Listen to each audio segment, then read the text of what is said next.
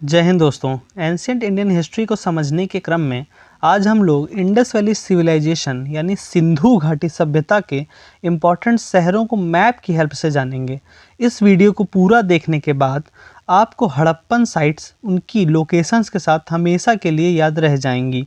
Stone age के बाद 2500 ईसा पूर्व से 1800 ईसा पूर्व में पहली बार इंडियन सब कॉन्टिनेंट में कुछ स्थल शहरीकरण को प्राप्त कर चुके थे।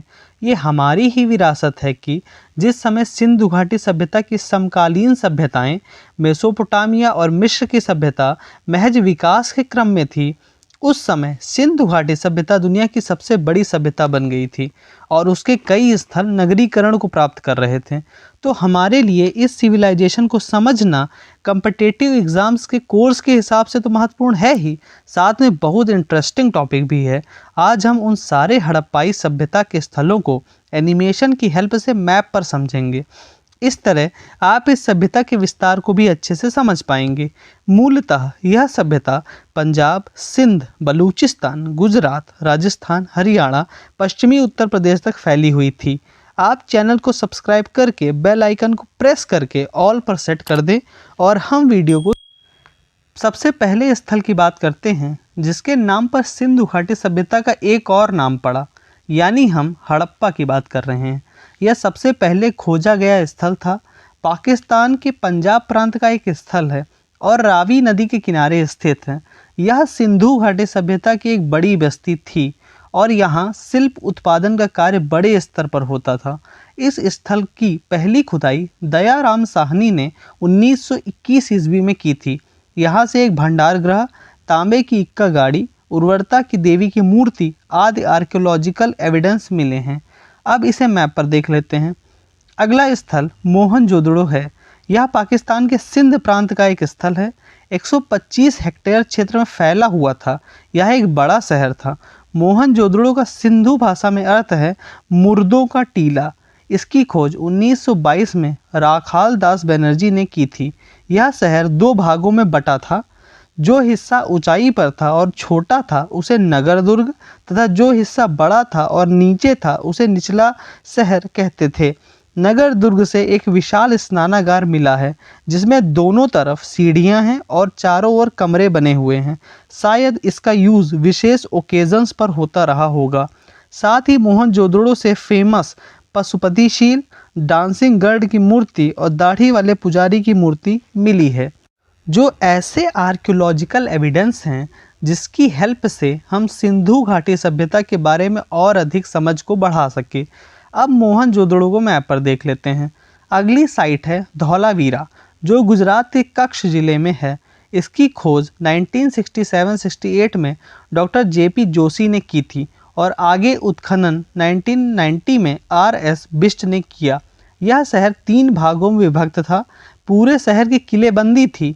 यहाँ से बांध और नहर के प्रमाण मिले हैं। यहाँ पर छेद वाले विशेष उपकरण भी मिले हैं। इसे मैप पर देख लेते हैं। अगली साइड भी गुजरात की ही है, लोथल। लोथल एक बंदरगाह वाला शहर था जहाँ से समुद्री रास्ते से आयात निर्यात होता था।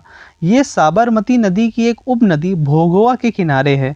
यहाँ के भंडार गृह से कई सील्स और सीलिंग्स मिली हैं। यहाँ पर अग्निवेदियाँ भी मिली हैं। इसको मैप पर देखते हैं। अगला स्थल है राखीगढ़ी। यह हरियाणा राज्य में है, जो 350 हेक्टेयर में फैला हुआ था। यह भारत में सिंधु घाटी सभ्यता का सबसे बड़ा स्थल है। इसको मैप पर देख लेते हैं। अगली साइट है कालीबंगन, जो राजस्थान में है। घग्गर नदी के किनारे लोकेटेड है। यहाँ से जुते हुए खेत के प्रमाण मिले हैं। इन खेतों से यह पता चलता है कि यहाँ पर एक समय में 2 फसलें बोई जाती थी। यह एक छोटी बस्ती थी। इसको मैप पर लोकेट करते हैं। इसके बाद बनावली को देखते हैं। ये हरियाणा में है। यहाँ से मिट्टी के बने हुए हल के प्रतिरूप मिले हैं। मैप पर इसे देखते हैं। साथ ही नागेश्वर और बालाकोट को भी मैप की हेल्प से देखते हैं। ये दोनों समुद्री तट पर थे। यहाँ से शंख से बनी वस्तुएं अधिक मात्रा में मिली हैं। अगली साइट है सुतका केंडोर। यह सिंधु घाटी सभ्यता की पश्चिमी सीमा यानी वेस्टर्न बॉर्डर था और बलूचिस्तान में लोकेटेड है। इसे मैप पर देखते हैं। अगली साइट कोट दीजी है, जो पाकिस्तान के सिंध प्रांत में है। सिंध प्रांत में ही चनहुदड़ो है, जो लगभग 7 हेक्टेयर क्षेत्रफल में फैला हुआ था। ये बस्ती पूरी तरह शिल्प उत्पादन में संलग्न थी। दोनों को मैप की हेल्प से देखते हैं। अगली साइट का नाम है मांडा, जो जम्मू कश्मीर में लोकेटेड है। यह सिंधु घाटी सभ्यता की उत्तरी सीमा का निर्माण करती है, आप मैप में देख सकते हैं।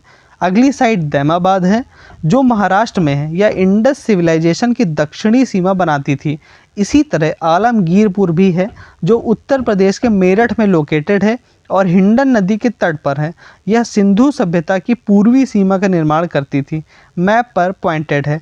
कुछ और इम्पोर्टेंट साइट्स को डायरेक्ट मैप पर देखते हैं, जैसे आमरी, गवेरीवाला, जूनी कुराल, मिताथल, रंगपुर, सोरतुघई, बहावलपुर, कुंतासी, हुलास, सुरकोटदा, रोजदी हैं।